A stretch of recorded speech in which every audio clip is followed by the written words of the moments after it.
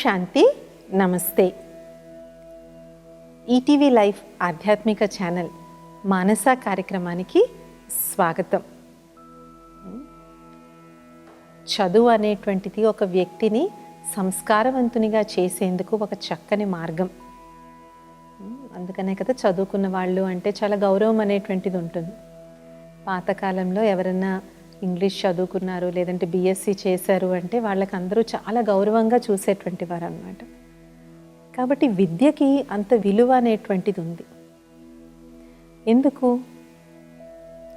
ఎందుకంటే విద్య అనేటువంటిది ఒక వ్యక్తిని ఆలోచించే విధంగా చేస్తుంది.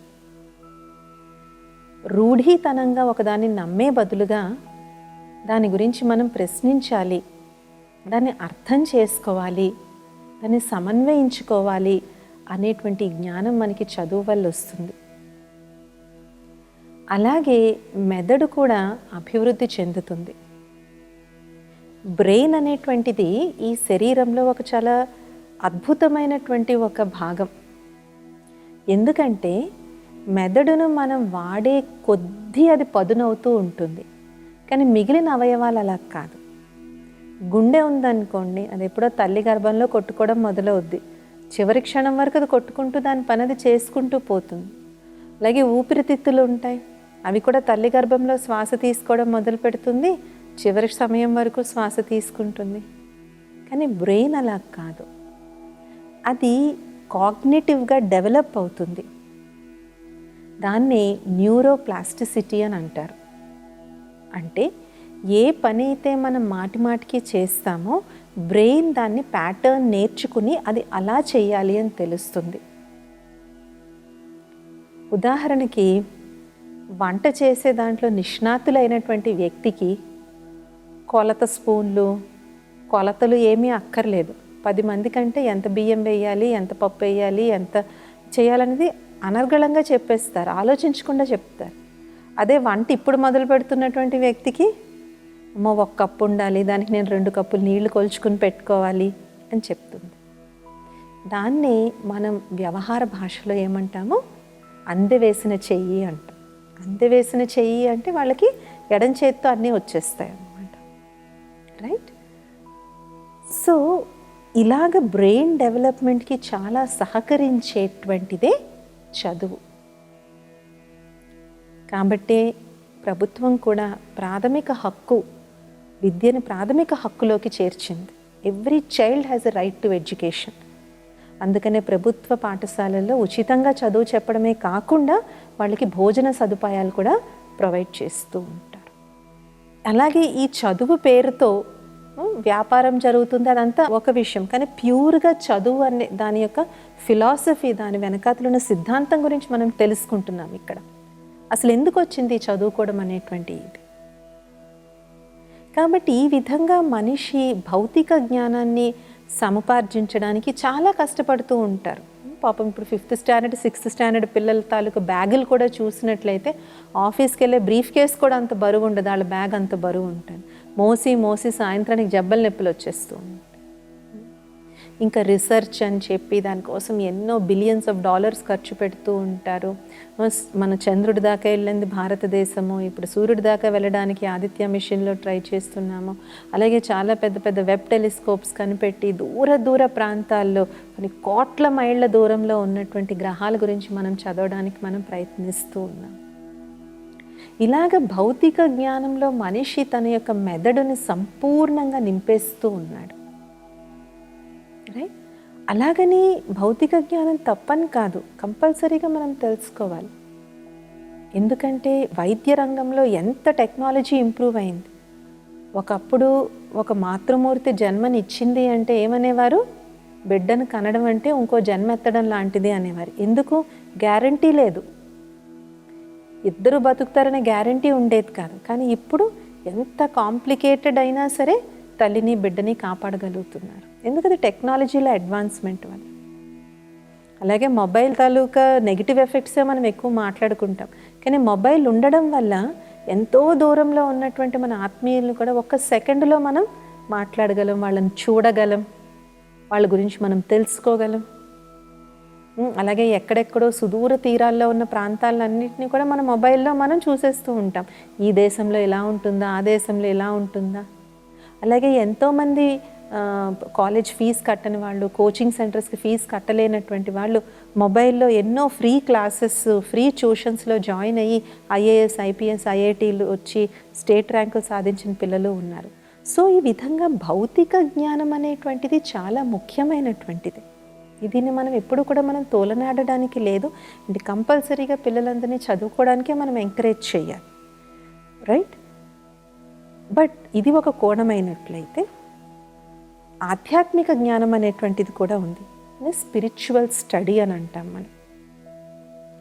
భౌతిక జ్ఞానంలో మనం ఎంతసేపు బాహర్ముఖంగా మనం ఉంటాం. బాహ్యమైనటువంటి వాటి, బాహ్యమైన దేహం, బాహ్యమైన వస్తువులు, బాహ్యమైన ప్రకృతి, బాహ్యమైన సూర్య చంద్ర నక్షత్రాలు, దీని గురించి తెలుసుకునేందుకే మనం ప్రయత్నం చేస్తూ ఉంటాం. ఒకవేళ మనం బ్రెయిన్, హార్ట్, లంగ్స్ ఇవి తీసుకుని ఇవి కూడా స్కిన్ వల్ల కవర్ అయి ఉన్నాయి, కానీ చిన్న యాక్సిడెంట్ అయిందంటే ఇది ఓపెన్ అయి కనిపిస్తుంది, కనిపించినటువంటిది ఏమీ కాదు. సో కళ్ళతో చూసే దాని గురించి మాత్రమే మనం ఎక్కువగా భౌతికమైనటువంటి జ్ఞానాన్ని మనం సముపార్జిస్తాం. కొంతమంది ఎకనామిక్స్ అంటే డబ్బు గురించి జ్ఞానం సంపాదిస్తారు, కొంతమంది ఫిలాసఫీ గురించి సంపాదిస్తారు, బాటనీ, జువాలజీ, వీటిలో నిష్ణాతులైపోయిన వాళ్ళు ఉంటారు, డబుల్ పిహెచ్డి, ట్రిపుల్ పిహెచ్డీలు ఉంటారు. బట్ అది ఎంతసేపు కంటికి కనిపించేటువంటి ప్రపంచం గురించే మనం చదువుతాం. కానీ ఇక్కడ మనం ఒక ప్రశ్న వేసుకుందాం, అదొక్కటే సరిపోతుందా? దీనికి కొన్ని బేరీజ్ వేసుకునే కొన్ని పాయింట్స్ కూడా మనం చూద్దాం. మహా మేధావులు అనుకుంటున్నటువంటి వాళ్ళు కూడా, మనం ఎస్పెషలీ కొన్ని ఫేమస్ సైంటిస్ట్స్ ఎవరైతే మొత్తం ఈ ప్రపంచం తాలూకు రంగు రూపును మార్చేశారో అలాంటి సైంటిస్ట్స్ యొక్క జీవిత చరిత్రలు, వాళ్ళ బయోగ్రఫీ, ఆటోబయోగ్రఫీ కానీ చదివినట్లయితే వాళ్ళు ఎంతో తెలివైనటువంటి వాళ్ళు, నోబెల్ ప్రైజులు కూడా సాధించినటువంటి వాళ్ళు, కానీ వారి యొక్క వ్యక్తిగత జీవితం చాలా దుర్భరంగా గడిచింది. అనేక మానసిక సంఘర్షణలతో వాళ్ళు తమ జీవితాన్ని గడిపారు. అనేక మానసిక అనారోగ్యాలకి వాళ్ళు లోనయ్యారు. కొందరు మద్యానికి బానిసైపోయినటువంటి వాళ్ళు ఉన్నారు, కొందరు మత్తు పదార్థాలకి బానిసైపోయినటువంటి వాళ్ళు ఉన్నారు. అదేవిధంగా ఎంతో చదువుకున్నటువంటి, ఎంతో పవిత్రమైనటువంటి వైద్య వృత్తిలో ఉంటూ కూడా ఎన్నో అన్యాయాలు, దుర్మార్గాలు చేస్తున్నట్టుగా మనం వార్తాపత్రికల్లో చూస్తూ ఉంటాం. అదేవిధంగా వైద్యుడై ఉండి ఎంతోమందితో దేవుడిలాగా కాళ్ళకు దండాలు పెట్టుకున్నటువంటి వైద్యుల్ని కూడా మనం చూస్తూ ఉంటాం. అలాగే విద్య ఏదైతే ప్రతి ఒక్కళ్ళ ప్రాథమిక హక్కు ఉందో అది కూడా చాలా దుర్వినియోగం అవుతుంది. సో వీటన్నిటినీ ఆలోచిస్తే మనకి ఏమర్థమవుతుంది? మన కంటికి కనిపించే బాహ్య ప్రపంచం గురించి చాలా తెలుసుకుంటున్నాం, కానీ దీన్ని నడిపించేది ఏదో వేరేది ఉంది. బయట కార్ చాలా పాష్గా ఉంది, చాలా మంచి కార్ ఉంది, ద లేటెస్ట్ మర్సిడీస్ ఉంది, చాలా పాష్గా ఉంది, యునీక్ కలరు, ఎక్కడి నుంచో ఇంపోర్ట్ చేయించాము, అంతా hand made, hand polished, super ఉంది కారు. సో అలా ఉంది ఇప్పుడు స్టడీస్, ఇప్పుడు నాలెడ్జ్, ఇప్పుడు information, it's very refined, ultra refined knowledge మనకి ఇప్పుడు వస్తుంది. చిప్స్లో కూడా మైక్రో చిప్స్ పోయి ఇప్పుడు నానో చిప్స్ కూడా వచ్చేసినాయి. సో ఇందులో ఎంత రిఫైన్మెంట్ అనేటువంటిది జరుగుతుందో, దీనికి ఏదైతే పవర్ ఉందో అందులో మాత్రం ఏ విధమైనటువంటి పురోగతి జరగటం లేదు. డ్రైవర్ ఉన్నాడు ఆ కార్కి, కానీ ఆ డ్రైవర్కి ఎప్పుడో 1960 మోడల్లో కారే నడిపాడు, ఈ లేటెస్ట్లో వచ్చిన కారు నడపడం అతనికి రాదు. సో అలాంటి డ్రైవర్కి ఇలాంటి కారు ఇస్తే ఏమవుతుంది? జ్ఞానం అనేటువంటిది చాలా శక్తివంతమైనటువంటిది. దాన్ని సరిగ్గా వినియోగించుకునేటువంటి మానసిక పరిపక్వత లేకపోయినప్పుడు ఆ జ్ఞానం వల్ల సమాజానికి మేలు జరిగేదాని బదులు సమాజానికి ఏంటి మొత్తం మానవాళికే అది ఒక శాపం కింద మారుతుంది. యాటమ్ బాంబుని కనిపెట్టింది ఒక సైంటిస్టే, క్యాన్సర్ క్యూర్కి మందు కనిపెట్టింది ఒక సైంటిస్టే, కానీ ఇద్దరి యొక్క ఆలోచన విధానంలో ఎంత తేడా ఉంది. మొత్తం ప్రపంచం ఇప్పుడు అణుయుద్ధం యొక్క భయంలో ఉంది. ఉదయం లెగిస్తే ఏ దేశం ఎవరి మీద అణుయుద్ధం చేస్తుందో తెలీదు. కానీ ఇంకొక సైంటిస్టు క్యాన్సర్ వంటి భయంకరమైనటువంటిది, ఒకప్పుడు క్యాన్సర్ వస్తే చచ్చిపోయేవారు, కానీ ఇప్పుడు ఫస్ట్ స్టేజ్, సెకండ్ స్టేజ్లో కనుక్కుంటే చాలామంది బతుకుతున్నారు. భలే జీవితాంతం మందులు వేసుకోవాలి, కానీ మరణానికి దారి తీయట్లేదు. మరీ ఇంకా థర్డ్ స్టేజ్, ఫోర్త్ స్టేజ్ వరకు తెలుసుకోకపోతే అక్కడ కూడా సర్జరీ చేసి తీయగలిగిన కొన్ని కేసులు అట్లీస్ట్ ఒక 4-5 ఏళ్ళు జీవితాన్ని పొడిగించగలుగుతున్నారు. సో ఇద్దరూ విజ్ఞానవంతులే, ఇద్దరూ వైజ్ఞానవంతులే, ఇద్దరి యొక్క మెదడు మేధావులే ఇద్దరు. కానీ ఈ శక్తి ఏదైతే ఉందో, దీన్ని నడిపించేటువంటి పవర్ ఏదైతే ఉందో అది డిసైడ్ చేస్తుంది ఇటు వెళ్ళాలా నేను, ఇటు వెళ్ళాలా అని. కాబట్టి ఆధ్యాత్మిక జ్ఞానం అనేటువంటిది లేనప్పుడు, ఈ రెండిటి యొక్క సమ్మేళనం అనేటువంటిది లేనప్పుడు అది మానవాళికి ఒక వరం కింద కాదు, శాపం కింద మారుతుంది. మన భారతదేశంలో గొప్ప గొప్ప శాస్త్రవేత్తలు ఉన్నారు. సర్ సివి రామన్ ఉన్నారు. అసలు ప్రపంచానికి సున్నా అనేటువంటిది ఇంట్రడ్యూస్ చేసింది ఆర్యభట్, మన భారతీయుడే ఆయన. కానీ వారందరూ కూడా విజ్ఞానపరంగా ఎంత ఉన్నత శిఖరాలకు చేరారో, ఆధ్యాత్మికంగా వాళ్ళ జీవితం కూడా ఆధ్యాత్మిక సిద్ధాంతాలు, ఆధ్యాత్మిక విలువలతో వాళ్ళ జీవితం నిండి ఉండింది. కాబట్టి దానికి ఇది తోడనేటువంటిది అవ్వాలి. ఈ స్పిరిచువల్ నాలెడ్జ్ లేకుండా మనం కేవలం ఫిజికల్ నాలెడ్జ్ మీద, ఎక్స్టర్నల్ నాలెడ్జ్ మీద పెట్టుకున్నప్పుడు అది ఏమవుతుంది అంటే, మనం చాలా మంచి బిల్డింగ్ కట్టాం కానీ దాని పునాది గట్టిగా వేసుకోలేదు. మనం స్పిరిచువాలిటీలో మనం మారల్ వాల్యూస్ని నేర్చుకుంటాం. ఆధ్యాత్మిక విలువల ఆధారంగా, నైతిక విలువల ఆధారంగా జీవితాన్ని గడపడం అనేటువంటిది మనం నేర్చుకుంటాం. సో ఈ పునాది ఎప్పుడైతే మనకి గట్టిగా ఉంటుందో అప్పుడు మన దగ్గర ఉన్నటువంటి మేధస్సు, మన దగ్గర ఉన్నటువంటి జ్ఞానం అట్లీస్ట్ మొత్తం మానవాళికి కాకపోయినా అట్లీస్ట్ హాని చేయదు. అది దానివల్ల ఉపయోగం అనేటువంటిదే జరుగుతుంది. కాబట్టి ఆధ్యాత్మిక జ్ఞానాన్ని ఇప్పుడు స్కూల్ లెవెల్లో, కాలేజ్ లెవెల్లో కూడా చెప్పాల్సిన అవసరం చాలా ఉంది. చాలా మంచి విషయం ఏంటంటే, మేము బ్రహ్మకుమారి సిస్టర్స్ స్కూల్ ప్రిన్సిపల్స్ని, కాలేజ్ ప్రిన్సిపల్స్ని కలిసినప్పుడు వాళ్ళు ఎంతో ఎంకరేజ్ చేస్తున్నారు. సిస్టర్, మా 8th standard, 9th standard, 10th standard పిల్లలకి మీరు వచ్చి కొంచెం మెడిటేషన్ నేర్పించండి, వాళ్ళకి కొంచెం మారల్ వాల్యూస్ గురించి చెప్పండి, అవసరమైతే మేము ఒక క్లాస్ క్యాన్సిల్ చేసన్నా మీకు ఆ 1 hour ఇస్తాము, మీరు ఎవ్రీ వీక్ మా పిల్లలకి వచ్చి చెప్పండి అని చాలా స్కూల్ యాజమాన్యాలు అడుగుతూ ఉన్నాయి. ఎందుకు? వాళ్ళు రియలైజ్ చేస్తున్నారు మేము పిల్లలకి చాలా ఇన్ఫర్మేషన్ ఇస్తున్నాము. తర్వాత కాంపిటేటివ్ ఎగ్జామ్స్ యొక్క టెన్షన్, ఆ ప్రెషర్ తట్టుకోలేక వాళ్ళ కాలేజ్ బిల్డింగుల మించి దూకేస్తున్నారు, లేదంటే బాత్రూముల్లోకి వెళ్ళి చేతులు కోసేసుకుంటున్నారు. మళ్ళీ toppers 99%, 98%, state topper, district topper. So ఈ విధంగా మనం ఈ చదువులో ఎంత వెళ్తున్నామో ఆధ్యాత్మిక జ్ఞానంలో మనం కూడా అంత ముందుకు వెళ్ళాలి. ఆధ్యాత్మిక జ్ఞానం నేర్చుకోవడం వలన నేనేంటో నాకు అర్థమవుతాను. That is the first most important thing in spirituality. ఈ ప్రాక్టీసెస్ వల్ల హూ యామ్ ఐ, నేనేంటి, నా ఆశయం ఏంటి, నా గోల్ ఏంటి, నాకు ఎందులో ఆనందం ఉంది, ఎందులో నాకు సంతోషం ఉంది,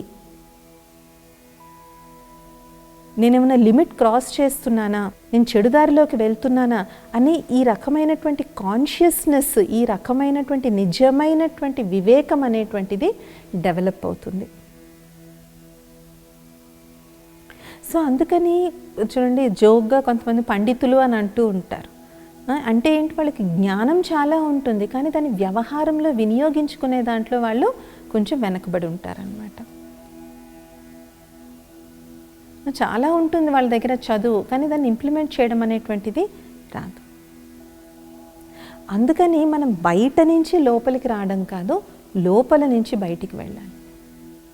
the inner world should influence the outer world, not the other way round.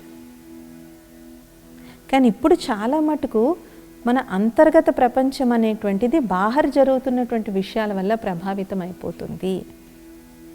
చిన్న చిన్న వాటికి కంగారు పడిపోవడం, చిన్న చిన్న వాటికి విపరీత డెసిషన్స్ తీసుకోవడం. అసలు కొన్ని సంఘటనలు వింటూ ఉంటే అసలు ఒళ్ళు గొగ్గురు పడుతూ ఉంటుంది. కానీ దాని వెనకాతల కారణం చూస్తే అంత పెద్ద కారణం కింద అనిపించదు. ఓకే, మనకి ఫుల్ ట్రూత్ మనకి తెలియకపోవచ్చు, బట్ ఎంత ఉన్నా సరే చాలా పెద్ద స్టెప్ కింద అనిపిస్తూ ఉంటుంది. సో మనిషి మేధస్సు చాలా అద్భుతమైనటువంటి శక్తి. ఈ అద్భుతమైనటువంటి శక్తికి ఆధ్యాత్మిక జ్ఞానం అనేటువంటి స్టీరింగ్ వీల్ చాలా అవసరం. మనం చిన్నజీయర్ స్వామి గారిని మనం చూసినట్లయితే వారు సమతామూర్తి స్టాచ్యూ కట్టి ఎంత విశిష్టమైనటువంటి సేవలు చేస్తూ ఉన్నారు భారతదేశానికి. ఇక్కడ ఇంకొక ముఖ్యమైనటువంటి విషయం ఏంటంటే, భౌతిక జ్ఞానం లేకపోయినా ఆధ్యాత్మిక జ్ఞానంలో ముందుకెళ్ళచ్చు, కానీ ఇది లేకుండా అందులోకి మాత్రం మనం ముందుకెళ్ళలేం. బ్రహ్మకుమారీస్ యొక్క హెడ్స్ అయిన దాదీలను కానీ మీరు చూసినట్లయితే అందరిది ఫిజికల్ ఎడ్యుకేషన్ ఒక మెట్రిక్, మ్యాక్సిమం ఎస్ఎస్ఎల్సి. కానీ వాళ్ళు ప్రపంచంలో 140 దేశాల్లో తిరిగి భారతదేశం యొక్క ప్రాచీన రాజయోగ సంప్రదాయాన్ని అన్ని జాతుల వాళ్ళకి, అన్ని మతాల వాళ్ళకి, అన్ని ధర్మాలు, అన్ని ఆచార వ్యవహారాల వాళ్ళకి వాళ్ళు తెలియచేయగలిగారు. వాళ్ళ జీవితాన్ని మార్చేశారు. సాత్విక జీవన విధానం వైపుకు వాళ్ళని మళ్ళించారు. వాళ్ళ భాష కూడా రాదు. 140 దేశాలంటే అన్ని దేశాల్లో ఇంగ్లీషే మాట్లాడతారా? ఇంగ్లీష్ రాని ఎన్నో దేశాలు ఉన్నాయి ప్రపంచంలో, కానీ ఆ దేశాలన్నిట్లో కూడా వాళ్ళు తిరిగారు. ఎందుకు? ఆధ్యాత్మిక జ్ఞానం వల్ల వచ్చినటువంటి ఆ శక్తి, ఆ వివేకం ఏదైతే ఉందో అది మనం అనుభవంతో మాట్లాడతాం. ఫిజికల్ నాలెడ్జ్ ఒక పుస్తకం నుంచి వస్తుంది, కానీ ఆధ్యాత్మిక జ్ఞానం అనుభవం నుంచి వస్తుంది. చదువుకున్నంత మాత్రాన రాదు, అనుభూతి చెందితేనే అది వస్తుంది. మనం ఎన్నో థీరమ్స్ చదవచ్చు, ఎన్నో ప్రిన్సిపల్స్ చదవచ్చు, ఎన్నో కెమిస్ట్రీ, బాటనీ, జువాలజీలో ఎన్నో విషయాలు ఉంటాయి, ఎన్నో కాన్సెప్ట్స్ ఉంటాయి. అవన్నీ మనకి పుస్తకం నుంచి వస్తుంది. ఎవరో రీసెర్చ్ చేసి మనకి చెప్తే ఆహా అని అనుకున్నాం. చానాళ్ల వరకు ఏమనుకునేవారు? భూమి మధ్యలో ఉండేది, సూర్యుడు దాని చుట్టూ తిరుగుతున్నాడు అనుకున్నారు. కానీ తర్వాత తెలుస్తుంది రాంగ్, సూర్యుడు మధ్యలో ఉన్నాడు, భూమే దాని చుట్టూ తిరుగుతుంది అని. ఎందుకు? కొన్ని వందల సంవత్సరాలు అది నమ్మారు, ఇప్పుడు మనం ఇది నమ్ముతున్నాం. Because it is research based, it is just fact based. కానీ స్పిరిచువాలిటీ అనేటువంటిది ఎక్స్పీరియన్స్ బేస్డ్. అనుభూతి ఎక్కడైతే ఉంటుందో దాన్ని ఎవరు కూడా తొలగించలేరు. భలే అందరూ దాన్ని ఒప్పుకోకపోవచ్చు, అది వేరే విషయం. కానీ ఎవరికైతే ఆ అనుభూతి జరుగుతుందో వాళ్ళు మాత్రం ఆ అనుభూతిని జీవితాంతం మర్చిపోలేరు. కాబట్టి ఆధ్యాత్మికత లేకుండా భౌతిక జ్ఞానంలోకి ముందుకు వెళ్ళడం అంత మంచిది కాదు. కానీ భౌతిక జ్ఞానం లేకుండా ఆధ్యాత్మికత వైపు చాలా సులువుగా రావచ్చు. మీరు బ్రహ్మకుమారి ఆశ్రమంలో చూసినట్లయితే మాతలు ఉంటారు, వాళ్ళు పెద్దగా చదువుకోని వాళ్ళు, కొంతమంది అయితే వేలుముద్ర వేసేవాళ్ళు ఉంటారు. కానీ 1 hour 2 hours కూర్చొని వాళ్ళు మెడిటేషన్ చేస్తారు. ఒకసారి చాలా ఇక్కడ ఒక ఇన్సిడెంట్ చెప్పడం జరుగుతుందన్నమాట. ఢిల్లీలో ఒక బ్రహ్మకుమారి ఆశ్రమానికి చాలా పెద్ద ఐపీఎస్ ఆఫీసర్ వెళ్ళారు. అక్కడ ఒక 60+ ఓల్డ్ మాతాజీ ఆయనకి కోర్స్ ఇస్తున్నారు, ఆత్మజ్ఞానం, పరమాత్మ జ్ఞానం. ఈ డ్రామా వండర్ఫుల్ డ్రామా, ఇలాగా మధ్య మధ్యలో గాడ్, వరల్డ్, ఆల్మైటీ, అథారిటీ ఇలాగన్నీ అంటూ ఉంటే ఆయనకు ఆశ్చర్యం వేసింది. అమ్మ క్షమించండి, నేను మిమ్మల్ని చూసినప్పుడు మీకు ఇంత ఇంగ్లీష్ వచ్చని నేను అనుకోలేదు, కానీ మీరు ఇంగ్లీష్ చాలా బాగా మాట్లాడుతున్నారు అన్నారండి. ఆమె నవ్విందంటే, ఇంగ్లీష్ ఏంటి బాయి, నాకు సంతకం చేయడం కూడా రాదు అనిందంట. మరి నువ్వు ఇంత మంచి జ్ఞానం ఎలా చెప్తున్నామంటే, మేము రోజు ఇక్కడ వింటాం కదా, నువ్వు అది ఇంగ్లీష్ అని చెప్పే వరకు కూడా నాకు ఇంగ్లీష్ అని తెలీదు, జస్ట్ అవి కొన్ని పదాలు నేను వాడుతున్నాను అంతే. సో భాషా జ్ఞానంతో అక్కడ సంబంధమైనటువంటిది కాదు, దాని భావన ఆమె అర్థం చేసుకున్నారు. కాబట్టి దాన్ని చాలా బాగా ఆమె చెప్పగలిగారు, వారిని కన్విన్స్ చేయగలిగారు. ఐపీఎస్ ఆఫీసర్ అంటే ఆయన ఎంతో కష్టపడిన మహామేధావి. వారిని కూడా ఏమాత్రం చదువు లేని మామూలు చదువు ఉన్నటువంటి ఆ మాతాజీ ఎన్నో ఆధ్యాత్మిక కాన్సెప్ట్స్, సృష్టి చక్రం గురించి, కల్పవృక్షం గురించి అద్భుతంగా తెలియచేయగలిగారు. కాబట్టి రెండిట్లో ఏది గొప్పది అనే దాని బదులు రెండు ఒకదాని మీద ఒకటి ఆధారపడేటువంటివి ఉంటాయి. అలాగైతే స్పిరిచువల్ వాళ్ళు టెక్నాలజీని యూజ్ చేసుకోవట్లేదా అంటే, స్పిరిచువల్ ప్రాక్టీసెస్లో ఉన్న వాళ్ళు కూడా టెక్నాలజీని చాలా యూజ్ చేసుకుంటూ ఉంటారు. ఆన్లైన్ క్లాసెస్, జూమ్ క్లాసెస్, ఇప్పుడు కరోనా వైరస్ అయిపోయిన తర్వాత చాలా ఉంటాయి. వాళ్ళు లైట్లు, ఫ్యాన్లు అన్నీ వాడతారు, వాడరని కాదు. ఎక్కడికన్నా వెళ్ళాలంటే ఫ్లైట్లో ఎక్కి వెళ్తారు, దూరాలు అయితే దగ్గర అయితే ట్రైన్లో ఎక్కి వెళ్తారు. సో టెక్నాలజీని యూజ్ చేసుకోవడంలో పొరపాటు అనేటువంటిది లేదు. బట్ రెండు ఒకదానికొకటి కాంపెన్సేట్ అనేటువంటిది చేయాలి, కాంప్లిమెంట్ అనేటువంటిది చేయాలి. అలాగే ఒకప్పుడు భారతదేశంలో నిరక్షరాస్యత ఎక్కువ ఉన్న కారణంగా కూడా భారతదేశంలో మనం కటిక దరిద్రాన్ని మనం చూసాం. మనం ఎక్కువగా వలసలు వెళ్ళిపోయేటువంటి వాళ్ళు. కానీ ఇప్పుడు లిటరసీ రేట్ ఇండియాలో పెరగడం వల్ల మన ఎకానమీ అనేటువంటిది పెరుగుతుంది, ఇక్కడ ఆపర్చునిటీస్ పెరుగుతున్నాయి. అనేక దేశాల నుంచి ఇప్పుడు భారతదేశానికి వస్తున్నారు. అలాగే భారతదేశం వదిలి వెళ్ళిపోయినటువంటి ఎన్ఆర్ఐస్ కూడా చాలామంది ఇప్పుడు మళ్ళీ భారతదేశానికి వెనక్కి వచ్చేయడానికి ఇష్టపడుతూ ఉన్నారు. ఎందుకంటే ఇక్కడ ఆపర్చునిటీస్ అనేటువంటివి పెరిగాయి కాబట్టి నిరక్షరాస్యతలో ఉండమని చెప్పడం కాదు ఇక్కడ, కానీ దీనికి అది కంప్లీట్గా మనము తోడ్పాటు అనేటువంటిది మనం చేసుకోవాలి. అలాగే మనం భౌతిక జ్ఞానంలోకి ముందుకు వెళ్ళే కొద్దీ కొంతమంది నాస్తికులుగా అయిపోతారు అని కూడా ఒకటి ఉంది. అది అందరి వల్ల కాదు.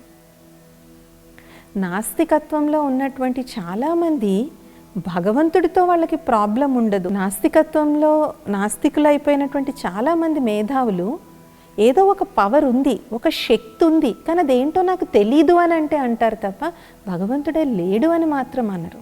ఒక సుప్రీం పవర్ ఏదో ఉంది, ఒక సుప్రీం శక్తి ఏదో ఉంది, ఖచ్చితంగా ఉంది, కానీ అదేంటో నాకు తెలియదు, అది చూపిస్తే నేను నమ్ముతాను అని అంటారు. కానీ ఒక ఆధ్యాత్మికవేత్త ఏమంటాడు, నువ్వు ముందు నమ్ము, నీకు ఆటోమేటిక్గా ఆయన యొక్క పరిచయం నీకు దొరుకుతుంది. నువ్వు ప్రూవ్ చేస్తేనే నేను నమ్మేటువంటి విషయం కాదు, నువ్వు ముందు దాన్ని ఎక్స్పీరియన్స్ చేయడానికి ట్రై చేయి. ఆత్మ ఉన్నదనేది నిజం, పరమాత్మ ఉన్నాడు అనేటువంటిది నిజం.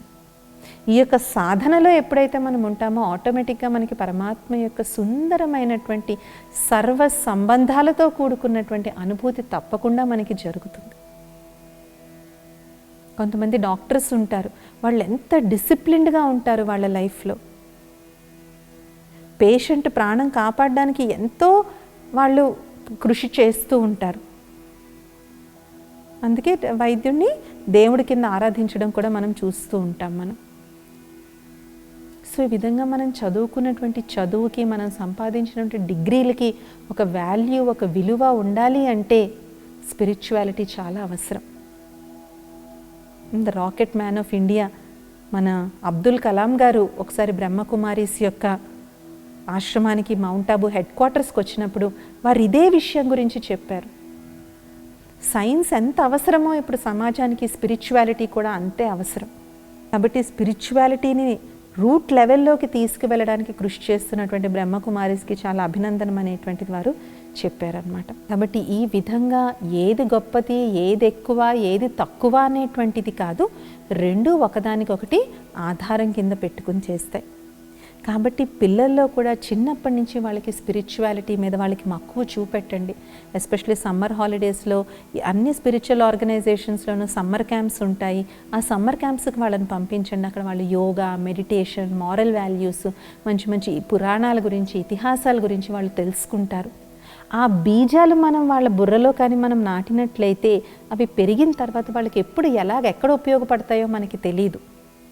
వాళ్ళు ఆకతాయిగా కనిపించవచ్చు, చెప్పిన మాట వినకుండా అల్లరి చేస్తున్నట్టుగా కనిపించవచ్చు, కానీ ఆ బీజాలు ఒకసారి బ్రెయిన్లో పడిన తర్వాత అవి పెరిగి పెద్ద అయిన తర్వాత వాటి ఆధారంగా వాళ్ళ జీవితం అనేటువంటిది వెళ్తుంది అన్నమాట. కాబట్టి ఏ విధంగా అయితే భౌతిక విద్య ప్రాథమిక హక్కు, ఆధ్యాత్మిక విద్య కూడా మనందరి యొక్క జన్మసిద్ధ అధికారము. వచ్చే మానస ఎపిసోడ్లో ఇంకొన్ని విషయాల గురించి మనం తెలుసుకుందాం. ఓం శాంతి, నమస్తే.